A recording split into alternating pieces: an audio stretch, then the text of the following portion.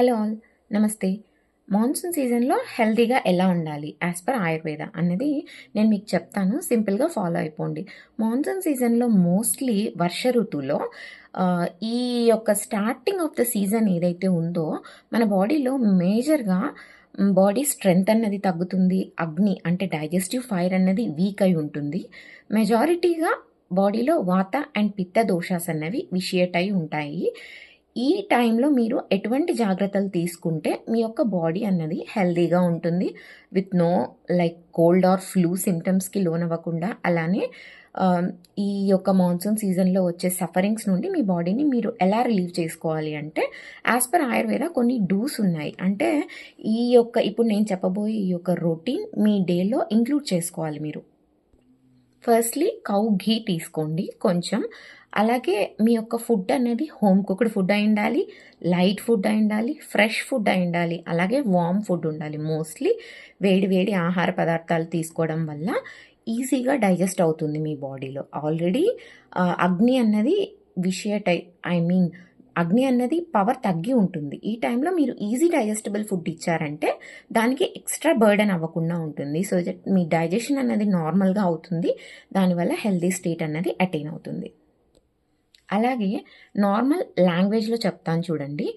Ginger అంటే అల్లం ఫ్రెష్ది కానీ లేదు డ్రై అయింది లైక్ శుంఠి అయినా కూడా మీ యొక్క డే టు డే ఫుడ్లో ఏదో ఒక రూపంలో ఉండేలా చూసుకోండి. లైక్ మీరు చేసుకునే కర్రీస్లో కావచ్చు, లేదు మీరు తీసుకునే పాలల్లో కావచ్చు. ఇది యాడ్ ఆన్ చేయడం వల్ల మీ యొక్క డైజెస్టివ్ పవర్ అనేది బాగుంటుంది. అలాగే బ్లాక్ పెప్పర్ దీన్ని కూడా యాడ్ చేసుకోండి, డైజెషన్లో హెల్ప్ అవుతుంది. Lemon, vitamin C, citrus fruits చాలామంది జలుబు చేస్తుంది అని అవాయిడ్ చేస్తుంటారు. సో అలా చేయొద్దు. మీ యొక్క ఇమ్యూనిటీని బాగా పెంచుతుంది. కోవిడ్ టైమ్స్లో మీరు ఇది ఆల్రెడీ ఫేస్ చేసి ఉంటారు. So vitamin C is important. So kindly include citrus fruits and lemon in your day to day life. Suppose ఇప్పుడు బయట రెయినీగా ఉంది ఒక రోజు. ఆ రోజు మీరు ఏం చేయాలంటే లెస్ ఆయిలీ ఫుడ్ తీసుకోవాలి. సో దట్ మీ యొక్క డైజెస్టివ్ పవర్ వీక్ అయి ఉంటుంది కదా, దానికి మీరు బర్డెన్ ఇవ్వకుండా లెస్ ఆయిలీ ఫుడ్ కన్జ్యూమ్ చేస్తున్నట్లయితే ఈజీగా డైజెస్ట్ అవుతుంది. అంతకుమించి అందులో లాజిక్ ఏం లేదు. అలానే మీరు boiled water or infused water తీసుకోండి.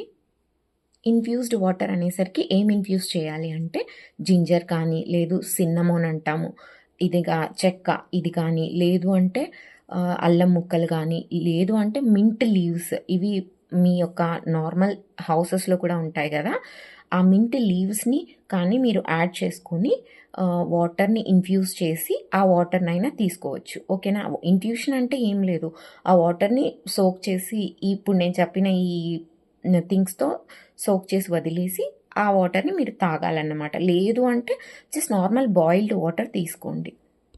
మోస్ట్లీ వేడి నీళ్ళు తాగడానికి ట్రై చేయండి through out the day if possible.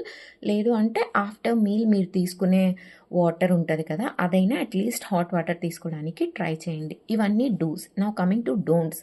అంటే ఏమేమి మీరు చేయకూడదు అంటే అన్కుక్డ్ ఫుడ్ తినద్దు, రా ఫుడ్ తినద్దు, ఆర్ హెవీ ఫుడ్ అంటే ఆయిల్ ఎక్సెస్గా ఉన్నది, స్పైసీ ఫుడ్ ఎక్కువ తీసుకోవద్దు. అలాగే జంక్ ఫుడ్ కాస్త లిమిట్ చేసుకోండి. అవుట్ సైడ్ ఫుడ్ తగ్గించాలి. అలాగే డే స్లీప్ని కొంచెం రెడ్యూస్ చేసుకోండి. దివాస్వప్నం అంటాం ఆయుర్వేదంలో. అన్నిటికీ కారణం సగం రోగాలకు కారణం ఈ దివాస్వప్నం అంటాము. సో కైండ్లీ ఈ డే స్లీప్ని కాస్త అవాయిడ్ చేయడానికి ట్రై చేయండి. ఇవి డోంట్స్.